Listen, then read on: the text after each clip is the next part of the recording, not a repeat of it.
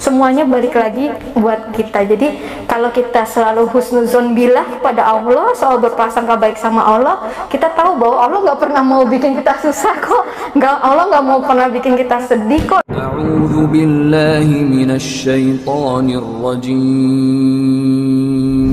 Bismillahirrahmanirrahim.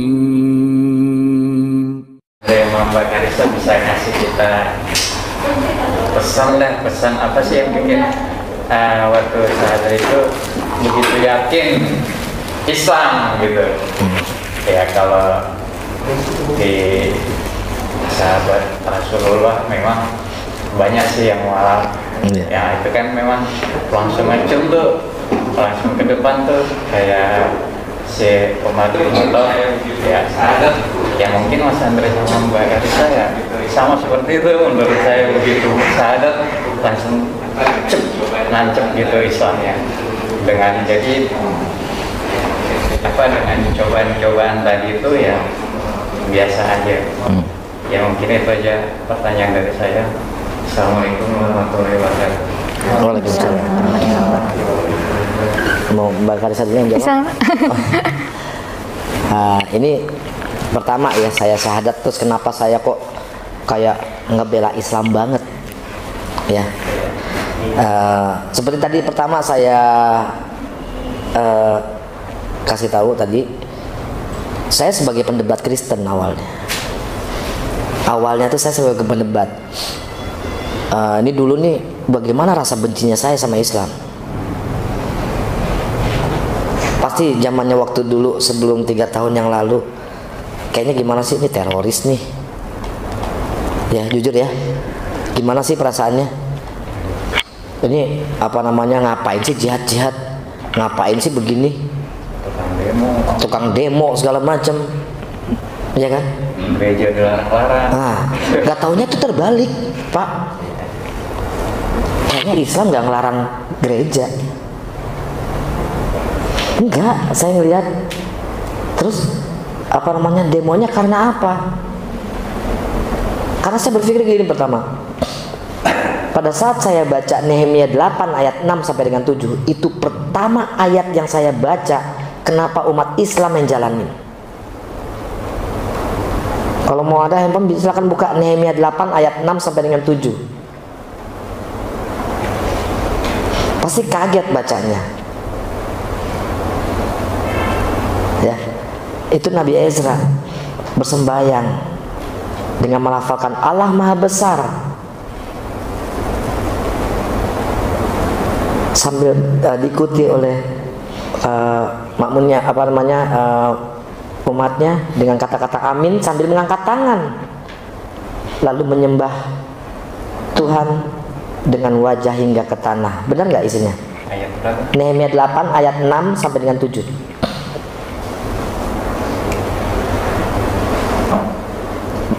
Itu pertama saya buka ayat itu, kenapa kok itu? Sampai saya telusurin lagi Alkitab segala macam, terutama perjanjian lama loh ya. Kenapa umat Islam jalanin? Jadi saya berpikir begini, kok kenapa ya? Sampai saya mempertanyakan kepada Romo saya, kan Katolik saya Romo panggilnya. Saya tanya sama Romo, saya dulu di gerejanya di Santo Yohanes Blok B. Kalau tahu di Jakarta di Blok M, Santo Yohanes gereja saya paroki sana. Kenapa? Benar nggak aslinya Pak? Isinya? Ya. Hah? Lalu Ezra memuji Tuhan, Allah yang Maha Besar. Terus baca aja. Allah yang Maha Besar dan semua orang menyambut dengan amin amin sambil mengangkat tangan. Kemudian mereka berlutut dan sujud menyembah kepada Tuhan dengan muka sampai ke tanah. Siapa yang melakukannya Pak? Itu di Bible loh. Sebenarnya itu udah ajaran Nabi Musa juga begitu, semuanya juga begitu cara sholatnya. Yesus pun dia maju sedikit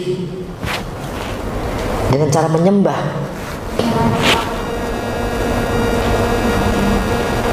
Ya kan? Dan saya jadi berpikir, nah pada saat saya mau ngucapin syahadat itu, saya tanya dulu ke Romo, ini kenapa? Ini kenapa? Ini ada ayat melepas alas kasut, apa namanya, berwudu, terus segala macam. Saya tanya ke Romo, dia jawabannya tuh muter sampai ke ayat ini, ayat ini, ayat ini, ayat ini, terus bahwa dia bilang bahwa itu adalah tradisi orang Yahudi, kita nggak perlu ikutin. Saya balikin, saya masih non muslim loh. Saya balikin, kalau begitu Natal apa? Karena saya cari Natal itu di Bible tidak ada. Tanggal 25 Desember tidak ada.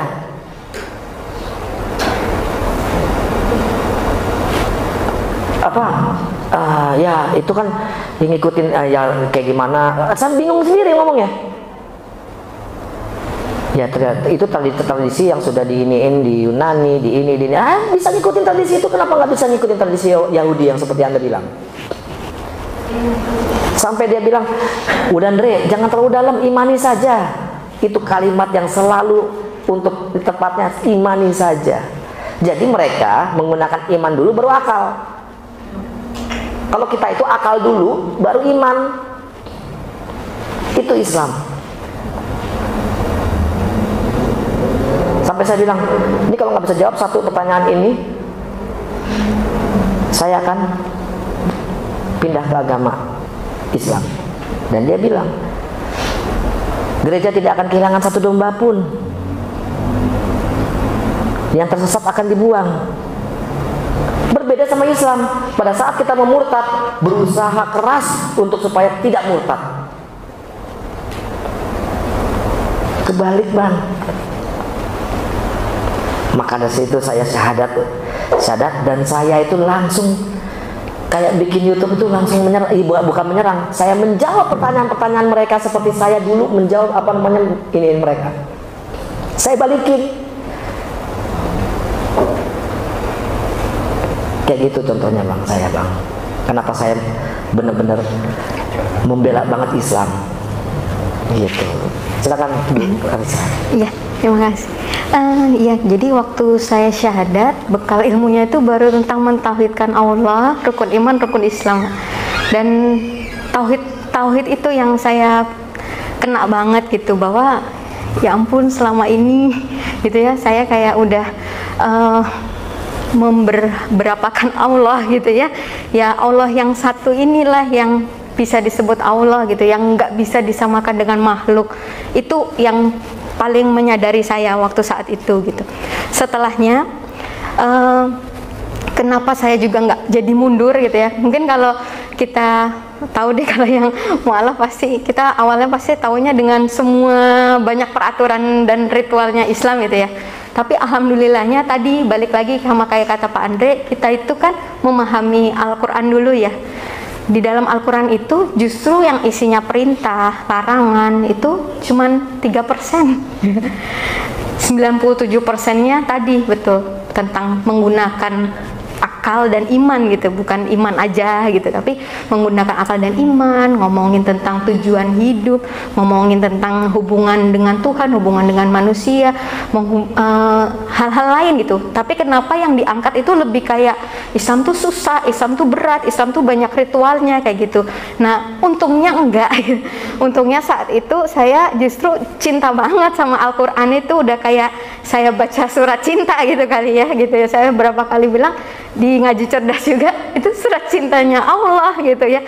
Jadi itu yang mungkin yang kenapa bisa bikin jadi apa ya, tadi yang Pak Parwen tanya itu sampai kayak langsung pengen belajar lagi ya, karena alhamdulillahnya itu kita langsung ngalamin itu ya, memahami. Betul. Itu langsung, bukan kata orang, bukan ikut-ikut aja gitu ya. Mungkin kalau ikut-ikut aja ikut kata orang, besok juga, seminggu lagi, sebulan lagi udah murtad. Capek gitu ya, banyak banget aturannya gitu ya, atau banyak banget yang diharamkan gitu ya, apalagi perempuan banyak nggak boleh ini, nggak boleh itu misalnya gitu ya. Tapi alhamdulillah enggak gitu.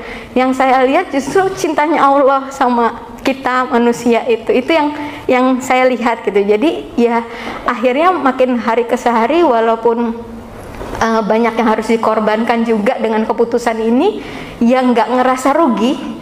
Nah, justru ngerasa tadi kata Pak Andre sempat cerita di awal ya, nyesel kenapa nggak dari dulu gitu ya, bukan nyesel karena ini ya Pak, tapi nyesel kok baru sekarang gitu ya. Judul YouTube saya 1,5 tahun sudah jadi mualaf baru sadar kalau saya nyesel masuk Islam. Nyeselnya kenapa baru sekarang gitu ya. jadi mungkin itu Pak, semoga menjawab ya Pak Parlin. Tapi kalau boleh tambah satu Pak, ini untuk ilmu aja sih. Ini kalau saya lakukan, itu bagaimana bisa tahu Andre isi Al-Quran segala macam, ini segala macam. Dari pertama saya masuk Islam, saya baca per hari itu 3 ayat, udah tutup. Besoknya saya ulang lagi 3 ayat itu. Jadi dalam 2 hari saya ulang 3 ayat itu. Besoknya lagi ayat berikutnya 3 ayat. Besoknya lagi saya ulang lagi ayat itu. Besoknya lagi begitu terus. Cuma 3 ayat, nggak lama, nggak ada 5 menit. Baca aja pakai handphone, udah distabiloin di handphone, bisa distabiloin itu loh. Highlight ya. Nah, udah. Besoknya lagi dibaca lagi, udah. Besoknya di bawahnya nih. Itu dengan cara ini tiba-tiba banyak aja. Jadi kayak kalau udah banyak, udah kayak mau terus lanjut. Percaya deh. 3 ayat aja per hari. Jadi 2 hari deh, 2 hari 3 ayat ya. Tapi diulang, 1 hari 3 ayat diulang 1 hari, besoknya ayat lagi 3 lagi gitu-gitu. Terus sampai 2 tahun begitu pasti tahu isi Al-Quran kayak gimana, walaupun kita nggak hafal Arabnya ya, cuma kita pahamin. Kayak gitu, itu aja Bang. Ada yang lain ya? Atau mau? Ada yang lain tuh. Ada yang pertanyaan dari yang lain? Saya mualafnya di sini Mas Andre sama dokter ya. Dr. Karissa bilang Islam itu mudah. Kalau saya kilas balik, lebih mudah non-Islam. Puasanya itu kapan-kapan aja, nggak perlu 30 hari. Sembahyang juga kalau rajin nih, cuman 2 syafaat pagi doang, tapi tidak diwajibkan.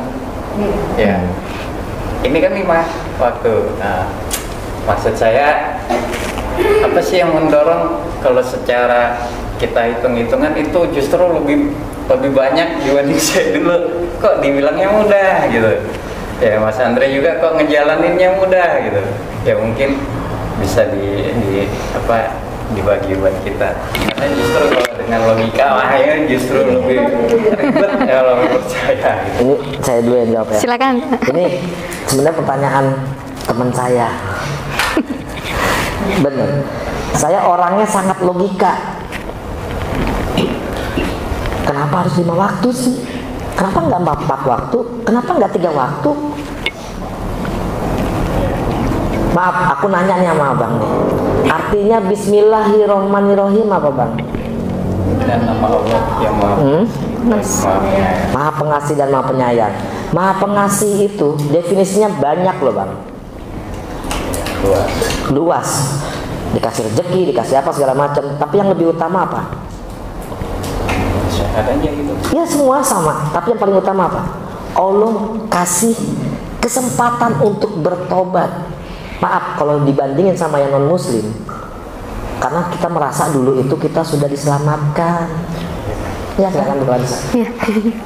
Alhamdulillah. Jadi kalau tadi ditanya kok bisa-bisanya dibilang mudah itu kalau saya melihatnya bandinginnya kayak saya murid kalau dapat kisi-kisi dari guru itu malah seneng kan, pas ujian nanti ya 99% bakal bener lah gitu ya. Termasuk Islam menurut saya itu lengkap banget gitu Pak. Buat saya mudah, kenapa? Ada azan itu diingatin sholat. Kalau nggak ada azan mungkin ya tadi bisa aja ya bablas, memang bisa berdoa kapanpun, tapi kan bisa juga enggak yang ada jatuhnya. Tapi ketika di Islam ada azan, oh ya kita disuruh ingat Allah gitu. Menurut saya jadi malah lebih mudah gitu. Untuk orang seperti saya mungkin mudah lalai dan sebagainya, bagi saya itu jadi lebih mudah. Justru kayak ibu-ibu lah ya, kalau malah kita cerewetkan ke anak gitu Pak, kayak ayah nak ini, ayah ini, kan nggak ada buat kita bikin mereka supaya capek, supaya mereka sakit kan. Yang ada untuk kebaikan anak kita gitu. Jadi Saya rasanya gitu sama Allah, kayak malah ayo kamu harus sholat. Nanti panjang lagi tuh Pak kalau saya bahas tentang kenapa sih sholatnya harus di waktu subuh, kenapa waktu duha ada sholat, kenapa zuhur. Dari sisi medisnya ada lagi Pak. Itu saya Masya Allah, itu yang kenapa akhirnya saya tuh ya ampun nggak ada salahnya gitu. Saya nyari salahnya tuh nggak ada Pak. Kenapa subuh itu disuruh ke masjid, jalan ke masjid gitu ya Pak. Yang laki-laki ini itu tingkat, ini yang pendek aja ya saya potong ya, tingkat ozon paling tinggi itu di jam subuh itu Pak. Dan ozon kita tahu ya sekarang banyak terapi ozon itu buat yang baik buat kesehatan gitu. Dari dulu udah disuruh sama Allah berjalan ke masjid gitu ya, subuh-subuh dingin sih rasanya gitu. Tapi Masya Allah disitulah kita mendapatkan kesehatan. Itu baru ada secara nikmatnya. iya betul, itu baru secara lahiriahnya lah ya gitu ya. Apalagi keutamaannya itu kan sholat subuh berjamaah di masjid gitu. Terus juga kenapa sih sholat duha di jam segitu ya? Dari sisi kesehatan ini saya cuma bahas dua aja karena detail tuh Masya Allah gitu kalau dipelajari. Duha itu di saat itu ada penelitiannya bahwa di situ hormon stres kita justru meningkat di jam-jam duha itu. Ya, apalagi yang ngantor ya, udah langsung habis briefing pagi udah dibagi nih tugas ya, ini selesai ini. Disitulah kita sholat, di situ hormon yang menghilangkan stres itu justru rilis, justru dilepaskan. Kita jadi netral lagi gitu. Masya Allah ya kalau dikaitkan dengan itu gitu. Jadi hal-hal itulah yang akhirnya saya menyimpulkannya justru kenapa Islam itu jadi mudah, karena sebenarnya semuanya itu berbalik lagi buat kebaikan kita. Allah yang buat, karena Allah juga nyiptain kita. Beliau yang tahu gitu ya apa yang baik buat kita gitu. Saya ya anggaplah yang nyiptain handphone ya Pak. Handphone kita udah dikasih manualnya, dibilang jangan waktu lagi di charge jangan sambil dipakai ya, jangan sampai overcharge ya, jangan sampai nanti baterainya nggak awet dan sebagainya. Itu Allah udah tahu. Kita nanti nggak boleh gini ya, nanti harus sholat ya 5 waktu. Perintah sholat aja tuh Masya Allah ya udah harusnya 50 kali. Kita udah cuma di diskon gede-gedean jadi cuma 5 kali gitu ya. Tapi pahalanya tetap dengan yang 50 kali. Itu kan yang luar biasa baiknya Allah gitu ya. Dengan cuma 5 kali tapi pahalanya sama dengan sholat 50 kali sehari. Itu semuanya balik lagi buat kita. Jadi kalau kita selalu husnuzon billah kepada Allah, selalu berprasangka baik sama Allah, kita tahu bahwa Allah nggak pernah mau bikin kita susah kok, Allah nggak mau pernah bikin kita sedih kok dan sebagainya. Tapi justru semua itu balik lagi buat kebaikan kita. Kalaupun kita belum tahu saat ini, husnuzon billah dulu gitu ya, percaya dan kita niatnya itu taat dulu gitu, tapi nanti bonusnya ternyata ada itu. Masya Allah, saya cuma bisa bicara dari kesehatan gitu karena latar belakangnya itu gitu. Tapi kalau dari semua dimensi ilmu tuh Masya Allah pasti terbukti gitu ya, gitu orang Allah gitu ya yang menciptakan ini semua gitu, termasuk ilmu dan sebagainya itu Allah gitu ya. Pastinya itu yang udah paling bener ya Pak. Mudah-mudahan menjawab. Pak Andri sama Pak, jadi saya juga waktu habis sebulan ya habis syahadat langsung dapat ujian kena tipu 300 berapa juta gitu, 378 juta penipuan masker lagi mahal-mahalnya tuh Pak, lagi pandemi kan. Itu saya cuman koordinir pembelian, saya setorkan uangnya, ternyata nggak datang barangnya. Ngambil keuntungan sepeser pun enggak sebenarnya, tapi saya harus membalikan sebesar itu gitu. Jadi bisa dibilang waktu saya pertama Islam itu, yang tadinya saya mempertahankan nama baik, kehormatan lah, kepercayaan orang, itu kayak langsung runtuh kan. Kayak saya udah nggak punya apa-apa lagi, uang segitu saya nggak punya. Terus apalagi ya tadi, mau uangnya dibalikan sekalipun mungkin kepercayaan orang nggak akan balik lagi kan ke saya kalau saya jualan lagi gitu, nanti nggak datang lagi, itu aja nggak jualan gitu ya, nanti kalau jualan jangan-jangan nggak balik lagi. Jadi itu yang saya belajar waktu saat itu, saya nggak punya apa-apa, saya cuma punya Allah. Ya, jadi waktu saat itu saya cuma berpikirnya sejak hari itu ya bahwa saya udah nggak peduli lagi omongan orang, pengakuan orang kayak gitu, terus juga nggak ada yang dikejar lagi. Dulu kayak hidup saya tuh penuh kayak harus mencapai ini, mencapai itu, target ini, target itu dunia semua gitu, nggak ada sama sekali. Ya pasti berbuat baiknya iya gitu, beribadahnya iya gitu, tapi kayak nggak dominan gitu. Nah tapi ketika bermuslim ini ya, ini apa yang saya rasakan itu ya lebih ke yang penting gimana Allah lihat saya gitu. Terus kalau dulu kayak inginnya jadi pusat perhatian gitu, sekarang malah bener makin kita menuntut ilmu dan sebagainya, makin merasa malu, makin merasa nggak tahu gitu. Jadinya kayak Mas Adam sih tahu, saya YouTube belum maju-maju lagi nih Pak sebenarnya, karena pas saya baca, aduh kok kayaknya tadi, kok kayak saya belum sampai sini, kayak saya nggak pantas nih ngomong sebegini gini-gini, karena kayak rasanya kayak gitu, kayaknya saya harus belajar lagi dulu untuk lebih ini. Itu sih yang belakangan saya rasakan gitu ya, walaupun memang sebenarnya kan untuk menyampaikan kebaikan dan sebagainya ya siapapun bisa, dan malah mendakwakan ilmu itu kan fardu kifayah ya, udah harus dilakukan lah, wajib gitu bagi kita setiap muslim gitu. Jadi lebih ke itu Pak, mungkin bisa dibilang lebih orientasinya lebih ke akhirat tadi ya.